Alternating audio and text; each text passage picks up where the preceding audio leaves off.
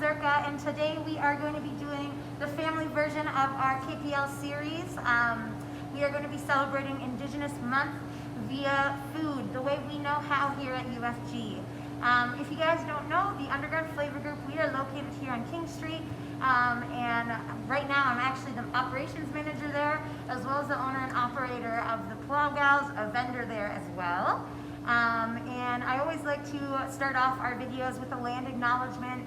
I think it's really important to always know where the land you grew up, where it came from, who it belongs to.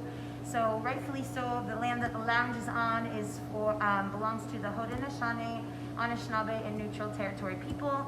And we're just gonna try to honor them in the ways that we know how. And yeah, so we're gonna get started with a bit of a recipe for bannock, which, if you guys don't know, bannock is the beef fried bread, if you will. It's kind of like the bread and butter of Indigenous culture. And it's interesting because I find every single culture has a fried bread of their own. And for me, for example, my parents are both from Pakistan, and my family actually is indigenous to Pakistan and the tribe that we have there. And for us growing up, we grew up eating paratha, which is a layered, flaky, fried bread with usually whole wheat flour in my family. But again, I know friends who grew up eating things like naan, or like a pupusa, for example, is almost a similar version. But there's so many versions of bread in each culture, which is what always I think is the staple, and it pairs with everything. All right, everybody, so today for our ingredients, they are listed on the KPL article, but I will go through them here. Right now we have about 3 cups of all-purpose flour, or you can use bread flour if you'd like.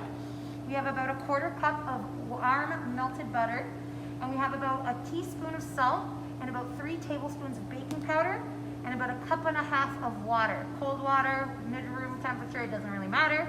And that's what we're gonna get started on, and we're gonna give you a nice fan over of the ingredients before we add them all together.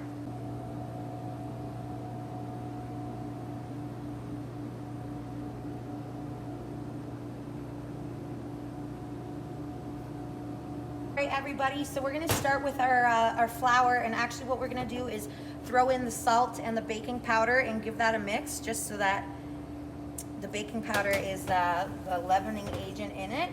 Just turn it around here. And then what you're gonna do is make a well right in the middle so that you pour all your liquids in there. You guys can see that there. We're gonna pour in the 1.5 cups of water, as well as the 1/4 cup melted butter. And butter is the good stuff, so this is how I get rid of every last detail. And you're just gonna start gently mixing these together. I use my hands. You're more than welcome to use a fork.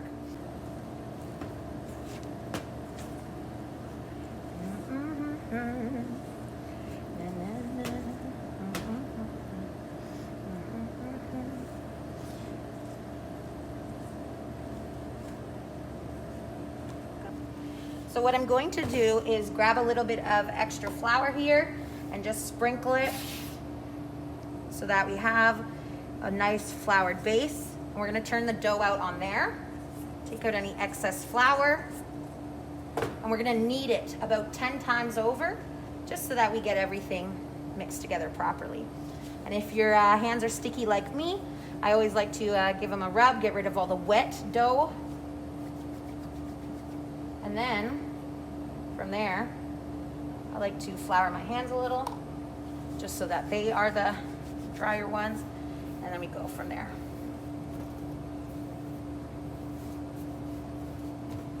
All right. And add a little more flour if it seems to be a little wet. You do want it to just be workable in your hands and not stick too much. But it looks like we are getting there. I always like to push out with your palm so that you're spreading the dough out.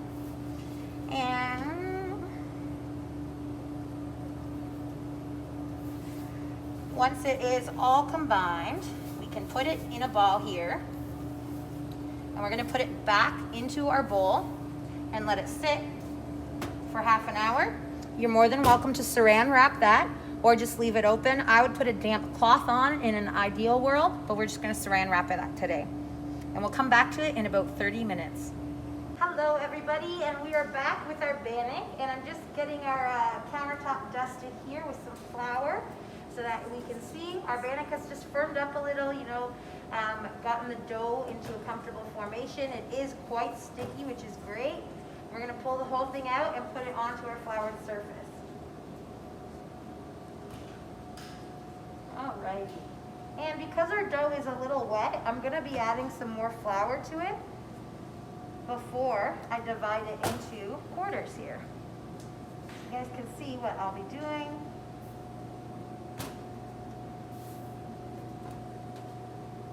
Just so we're not sticking. Perfect. It is ready to go. I like to get it into a nice round ball, flatten it out. I'm using a bench scraper. You guys can literally use a knife. You could use your hands if you wanted. I just find that this is the easiest way to get more or less even sizes. If you're feeling very fancy, you could weigh them out, but we're not doing that today. Okay, so you have your dough balls. We're just gonna round them off as best we can and let them sit for a little bit.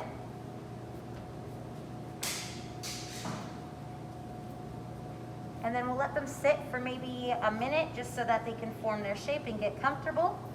And then we'll get our cast iron ready for the fry.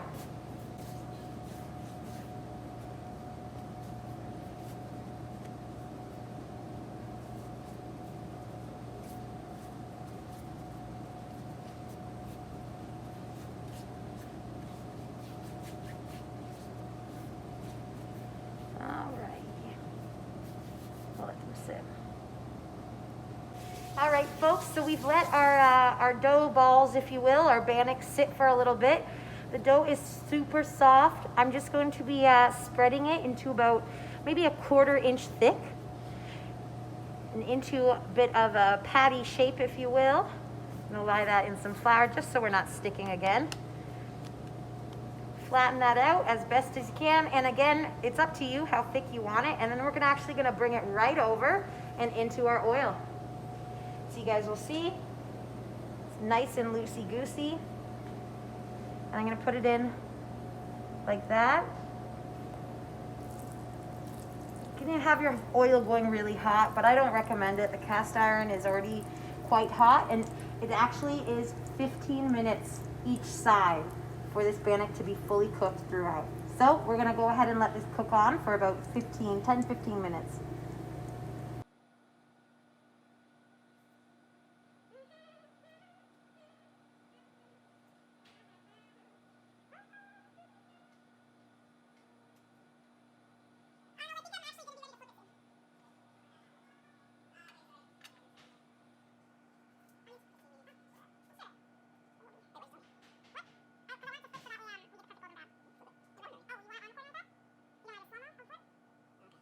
All right, folks, we are so close to having some delicious bannock bread being done. We're just finishing up cooking that other side here. You can see it's not all the way finished. And as I'm cooking, it's nice because one, it smells like my house growing up, but two, it kind of looks like it too.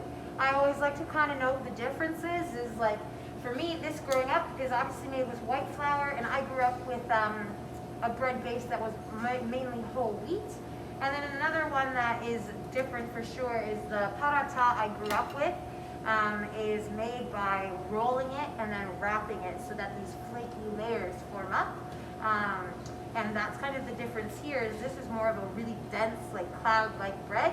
But honestly, to dip this in soup, this is really great for that kind of neat because it sops it up really nicely.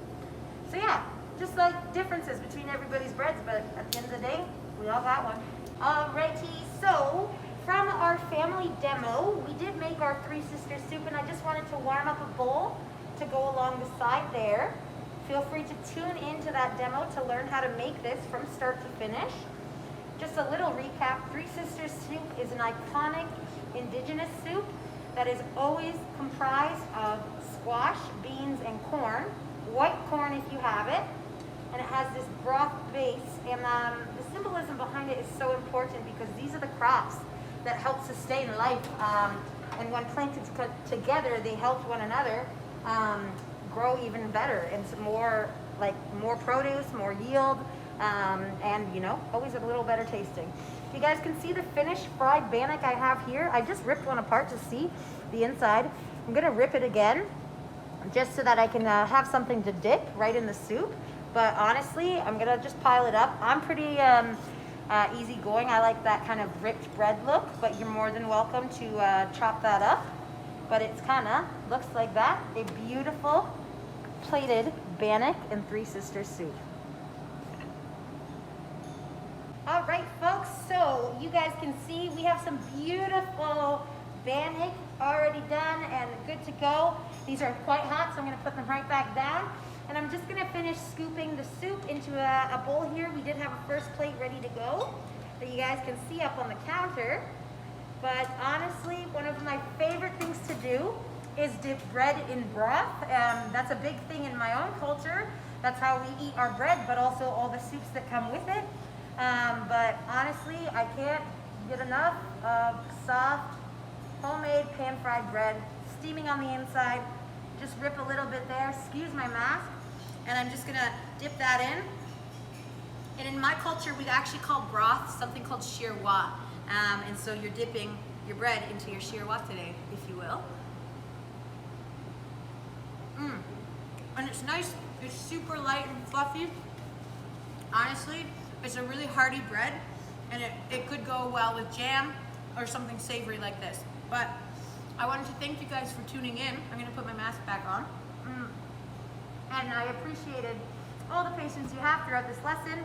If you guys have any questions about bannock or Three Sisters soup, feel free to return to the article that is written by KPL and their amazing team there.